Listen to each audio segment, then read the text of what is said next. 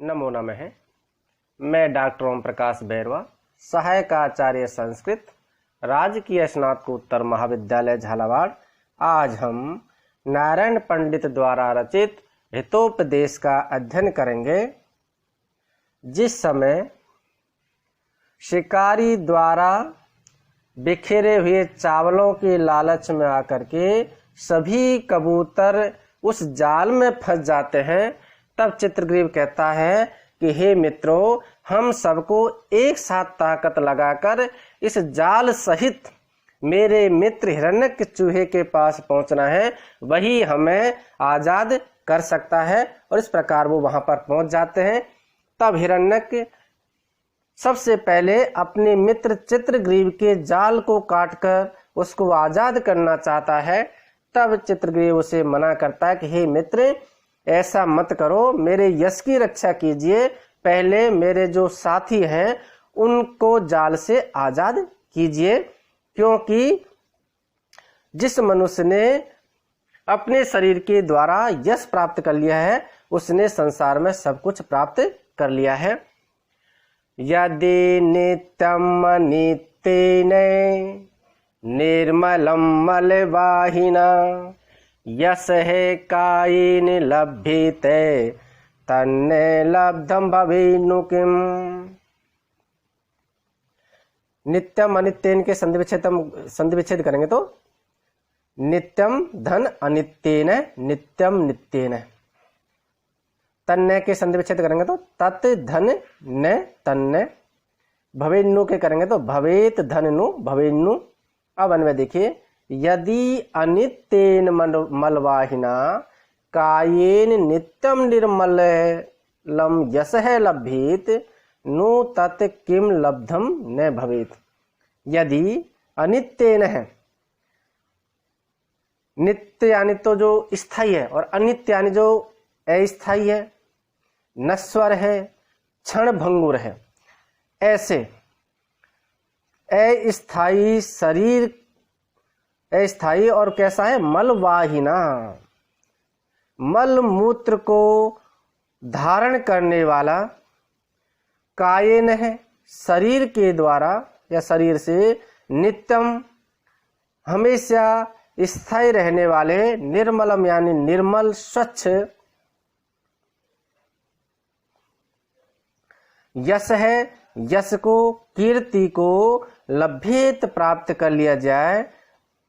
यदि इस क्षण भंगुर मलमूत्र को धारण करने वाले शरीर के द्वारा चिर स्थायी कीर्ति को या यश को, निर्मल यश को धारण कर लिया जाए, तो नु यानी निश्चय ही तत् उस व्यक्ति के द्वारा, तो फिर तत् यानी तो फिर किम यानी क्या, लब्धम न भवेत है। लब्धम यानी प्राप्त, न यानी नहीं, भवेत यानी हुए, अर्थात उसने क्या प्राप्त नहीं किया है, अर्थात उस व्यक्ति ने संसार में सब कुछ प्राप्त कर लिया है। तो जिस व्यक्ति ने इस क्षण भंगुर मलमूत्र को धारण करने वाले शरीर के द्वारा चिरकाल तक स्थायी रहने वाले निर्मल यश को प्राप्त कर लिया है, उसके द्वारा क्या प्राप्त नहीं किया गया है, अर्थात उसने सब कुछ प्राप्त कर लिया है। इसी से संबंधित भर्तहरि ने भी नीति शतक में कहा है कि उस मैनाक पर्वत का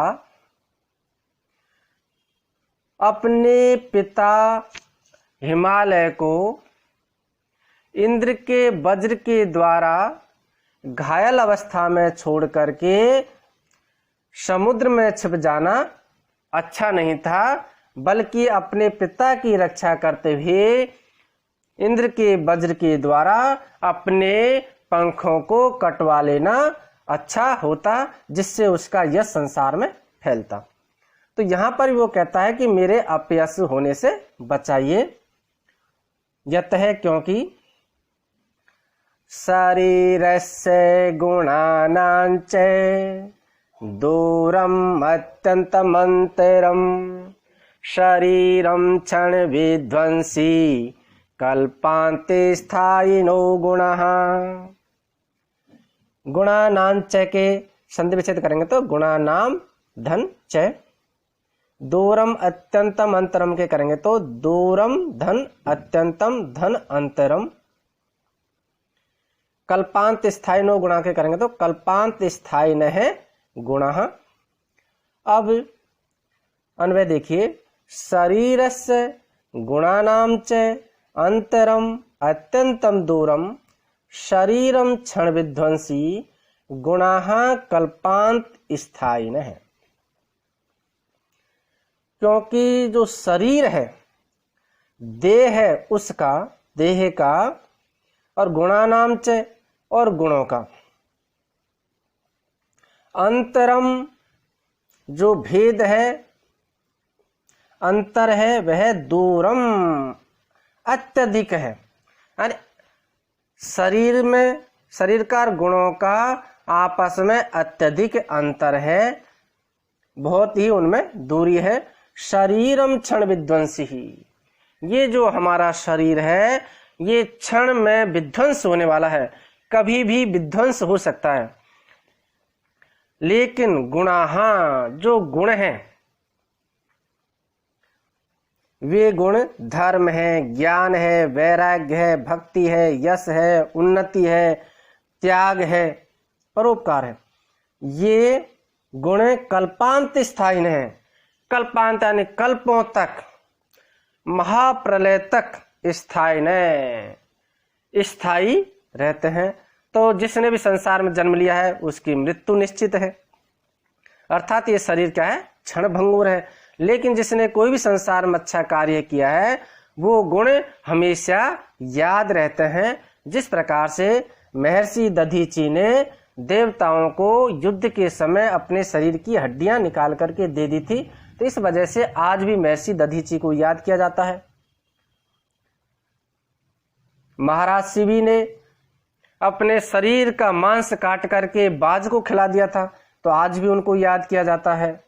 कर्ण ने अपने सुरक्षा कवच कुंडल आदि थे वो भी दे दिए थे, तो आज भी दानवीर के रूप में कर्ण को याद किया जाता है। तो इस प्रकार से आप मेरा जो यश है उसको बचाइए, और इस प्रकार से जो कबूतर है, चित्रग्रीव कबूतर है, वो हिरण्यक से कहता है